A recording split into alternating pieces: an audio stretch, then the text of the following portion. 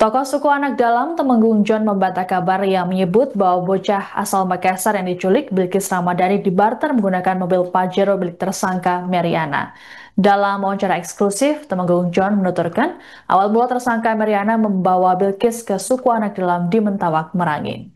Ditemui pada Jumat 14 November, Temenggung John mengatakan bahwa kala itu Meriana bertemu dengan pasangan suami istri bernama Begendang dan Ngerikai.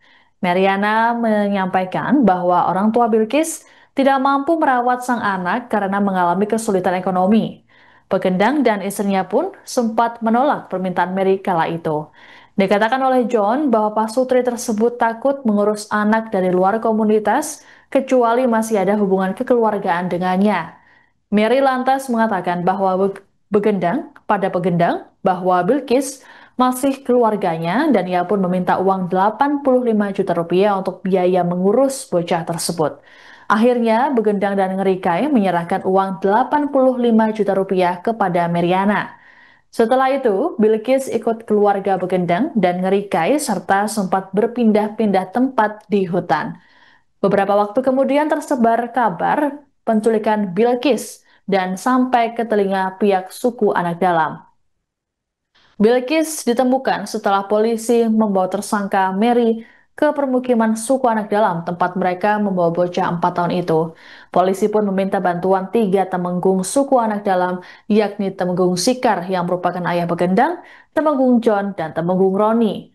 Keberadaan Bilkis pun akhirnya diketahui di kawasan Taman Nasional Bukit 12, Kabupaten Sarolangun, Jambi.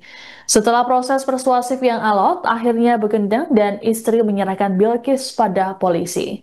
Terkait mobil, John menyebut kendaraan tersebut jadi jaminan dari Mary karena telah menipu Begendang. Mobil milik Mary tersebut dititipkan pada John lalu ia menyerahkan uang 85 juta rupiah pada Begendang dan Ngerikai. John juga membantah tuduhan yang menyebut kawasan suku anak dalam dijadikan lokasi perdagangan anak. Kita menolong itu Pak ya, menolong itu. Ceritanya gimana Pak? Yang tentang si Bilkis. Ya, Pak Bilkis. Oh ya, jadi kayak gini ceritanya. Awal pertama kami dapatlah kabar dari Dinas Sosial Merangin bahwanya ada dari pihak kepolisian Makassar ke Merangin mau katanya mencari anak hilang. Nah, itu si Bilkis tadi. Nah, kemudian nggak lama Dinas Sosial nelpon saya, bahasanya anak yang nama si Bilkis ini ada di tempat kelompok Pak Sika. Nah, jadi begitu sudah tahu tempatnya, menelponlah dari Dinas Sosial Merangin ke saya. Pak Temenggung bisa tak bantu untuk menyelesaikan masalah si Bilkis ini? Oh, saya bilang mudah-mudahan bisa, saya akan bantu juga. Nah, jadi kejelasannya kayak gini. Saya bilang si pelaku yang ngantar tempat rombong Pak Sikar ini sudah tertangkap apa belum? Sudah katanya. Jadi kemudian saya temui si pelaku.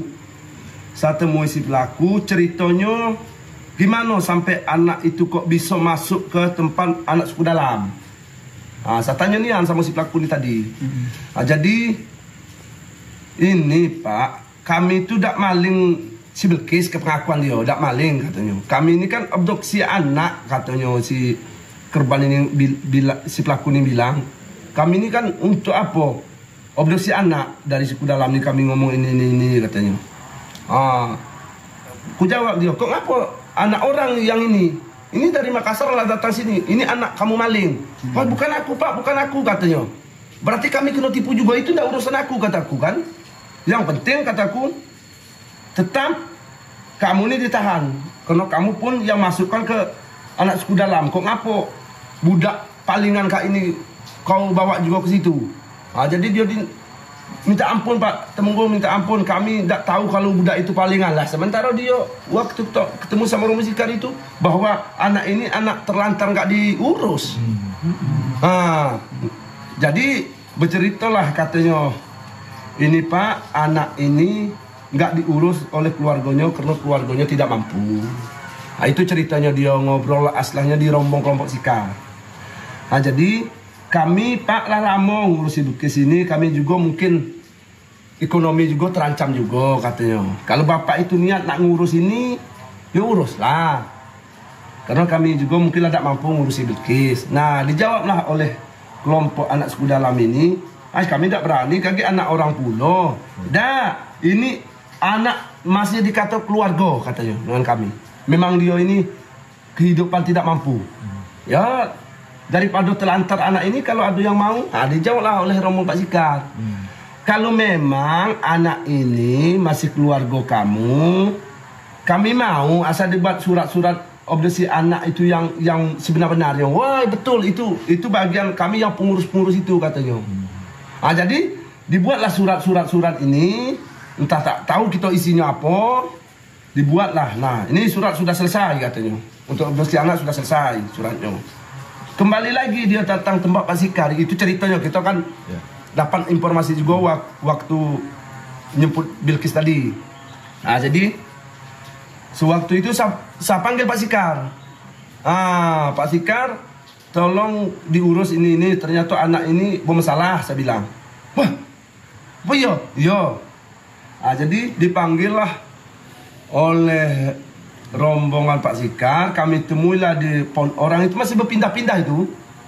Masih melangun, Pak. Masih berpindah-pindah bersudung-sudung. Jadi Pak Sikar malam itu ngejar ke sudung itu, orang itu sudah berpindah, nggak ketemu malam itu. Waktu malam itu memang sampailah anggota itu ke lokasi. Cuman udah pindah orang itu dari tempat. Besoknya dihubung lagi, besoknya siang lagi.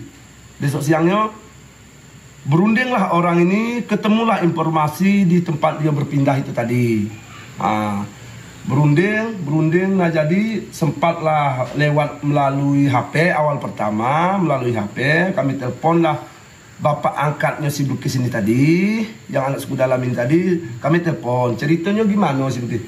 Ya ceritanya katanya, ya seperti yang diterangkan itu masih anak keluarga si Mary namanya kalau tidak salah yang apa tuh, masih keluarga dia. Ya itulah runde-runde katanya karena dia tidak mampu. Kami suruh ngurus, cuman dia ini lama ngurus si Bilqis, kata si Mary ini. Si Mary suruh mengembalikan biaya dia selama ngurus si Bilqis, katanya 85 juta. Kalau kami mengembalikan itu, si Bilqis diserahkan ke kami, sudah diobduksi kami. Gitu caranya. Kalau memang anak ini bukan anaknya keluarga si Mary, berarti kami nak nuntut ke si Mary ini tadi. Berarti penipu dia. Nah itu jawaban dari orang tua angkatnya si Bilqis yang di anak suku dalam tadi. Kemudian saya tanya berapa itu? Ya dulu kami itu yang di ambil si Mary itu 85 juta itu Pak Temenggung katanya.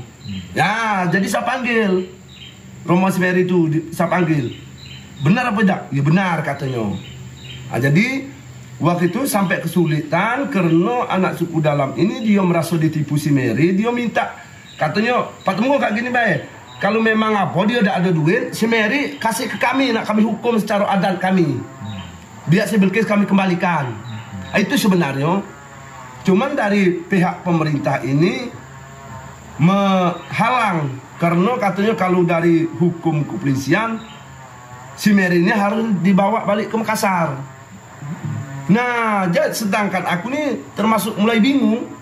Mana kaki? Jadi ku tanyalah si apa di pihak pemerintah Merangin atau yang dari Makassar, cak mana caranya bang kataku. Satu-satu kita panggil si pelaku ini tadi. Apalah yang bisa dijaminkan? Cuma satu-satu mobil. Udahlah saya bilang karena itu kita mikir membantu juga si orang tuanya si Bilqis yang dari Makassar. Saya selaku Temenggung berkorban, saya bilang oke lah mobil itu taruhlah tempat saya sebagai jaminan duit saya. Yang penting si Bilqis ini bisa pulang. Jadi diantarlah sini, saya itu banyak waktu itu dari Polres Merangin ada yang sampai di sini. Pak, saya mau meminjamkan duit ini, mobil ini ditaruh sini, cuman tolong dijaga keamanan mobil ini. Yang penting saya mau ngasih biaya sekian untuk jemput si Bilqis supaya dia balik ke orang tuanya. Itu ceritanya. Jadi berangkatlah kami ke situ. Kami berangkat dari sini pihak kepolisian dari Makassar itu dia ini menunggu di tempat Temenggung Sikar. Menunggu di perumahan Temenggung Sikar. Berangkatlah aku